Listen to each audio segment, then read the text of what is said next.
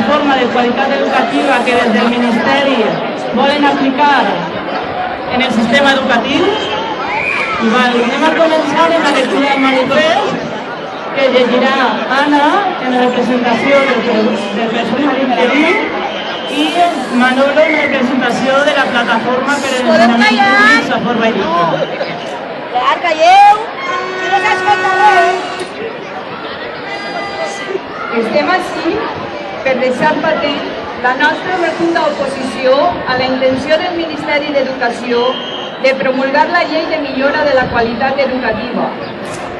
Una vegada més, el govern vol imposar el seu concepte de qualitat com a sinònim de selecció, de segregació, de diferenciació, acompanyat d'una gran retallada de recursos en el sistema educatiu sense precedents.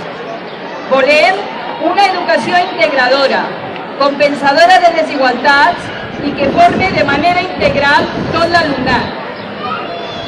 Com és possible anomenar qualitat a l'augment d'alumnes per aula i a la disminució de professorat? Com és possible que es parli d'una llei de qualitat quan hem passat de dedicar un 4,6% a un 3,9% del PIB en només 3 anys? Caldrà recordar-li al govern que la mitjana de la Unió Europea és 12 i l'OCDE és del 5,4%. No necessitem canviar les lleis educatives cada 4 anys. Necessitem un pacte social per l'educació que partisca d'una anàlisi seriosa i assossegada amb la comunitat educativa i que determine les necessitats de recursos tant materials com humans de cada centre educatiu. No volem una llei antidemocràtica que privatitza, que separa i segrega l'alumnat i centres, que permet la segregació per sexe.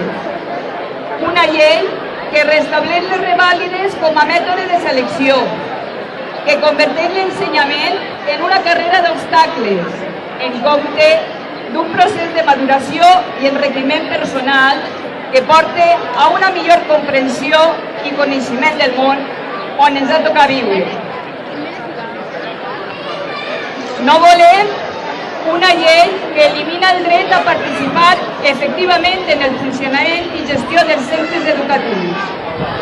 Una llei que converteix el director en gerent i l'educació en mercaderia objecte de negoci i considera els pares, mares i alumnes en mers consumidors d'aquesta mercaderia. Els pares, les mares, el professorat, l'alumnat i el personal no docent volem participar efectivament en el govern dels centres educatius. La llei redueix les competències del Consell Escolar i augmenta en la figura unipersonal del director. Desapareix la participació de la comunitat educativa en la gestió de centres. No volem una llei que menysprea les llengües cooficials, convertint-les en matèries de lliure configuració autonòmica, que deixa clar que l'única llengua oficial és el castellà i fa desaparèixer la immersió lingüística en valencià, que és el millor mètode per a l'aprenentatge i la incorporació d'altres llengües. Una llei que recentralitza el currículum i resta competències en el disseny del currículum a l'administració educativa, com són les comunitats autònomes.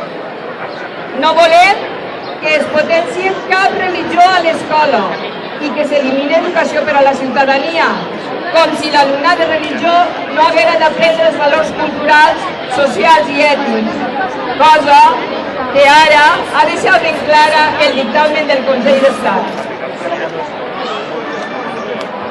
No volem una llei que s'oblida del caràcter gratuït de les etapes no obligatòries de l'ensenyament i del caràcter educatiu del primer cicle de l'educació infantil.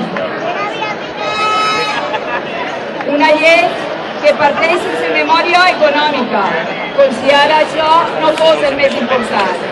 i que això recorda l'economia per crear mà d'obra barata. No volem una llei que posa entrebancs econòmics a les classes treballadores a l'hora d'accedir a la universitat. Ja hem vist una pujada de taxes desproporcionada que ha fet que molts estudiants s'hagin vist obligats a deixar les seues carreres per no tenir mitjans per a pagar-les. L'encariment de la universitat pública i la supressió i reducció de beques fan que s'accentuen les diferències socials de manera que només puguen obtenir títols universitaris els fills de les famílies amb més recursos, com fa 30 anys.